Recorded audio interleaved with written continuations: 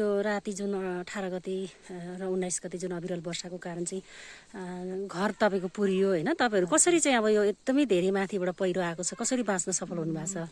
पहिलो चाहिँ अब घर पछाडिबाट पहिरो झर्यो, दोस्रोचोटि यता अगाडिबाट झर्यो, अनि झर्दै गर्दाखेरि चाहिँ आमा छोरी चाहिँ निस्केर अलैँची बारी ओह्रालै भाग्यौँ। अनि भाग्दै गर्दा पनि निकै धेरै तलै पुग्नु पर्यो लेदोको कारणले गर्दाखेरि। दुईजना चाहिँ तपाईँहरू यहीँ बास बसिरहनु भएको? बास बसेको। बाबु चाहिँ छोरा चाहिँ इलामतिरै।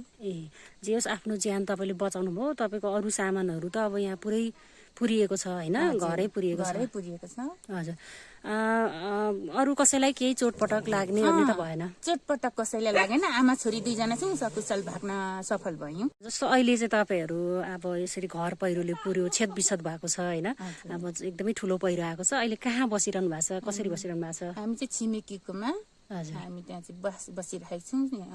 त्यसरी नै अहिले अब पहिरो पछाडि त अब यत्रो दिन भयो होइन, अब आफ्नो घरमा पनि बस्न सक्ने अवस्था छैन तपाईँलाई। अब त्यसरी बस्दाखेरि के छ, सहज छ कि असहज, कस्तो भइरहेछ?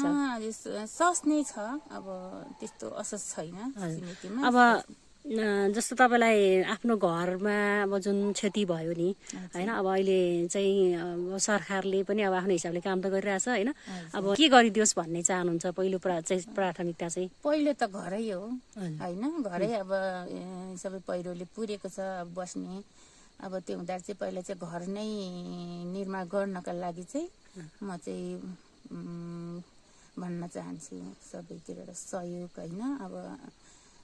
अब जिरै लेभलबाट उठ्ने अवस्था आएको छ, अब टोइलेट बाथरुम अब सबै थोक नै पहिरोले पुरिएको छ। अनि त्यही कारणले गर्दा चाहिँ पहिलो चाहिँ घर नै हो, भन्दा पहिलो चाहिँ घर नै आवश्यकता हो। घर छ भने होइन सबै थोक भए जस्तो हुँदो रहेछ। अहिले चाहिँ अब केही छैन, अब केही नै छैन जस्तो लाग्छ क्या, आफ्नो घर सबै पुरिँदै गर्दाखेरि। अब यो जस्तो अहिले अब 2-4 दिन त तपाईँ आफ्नो कहाँ बसिरहनु भएको छ होइन, खानेकुराहरू चाहिँ कसरी जुटाइरहनु भएको छ? उहाँहरूले नै सहयोग गरिरहनु भएको छ कि तपाईँ कहाँ राहतहरू आइपुगेको छ कि छैन, कस्तो हो?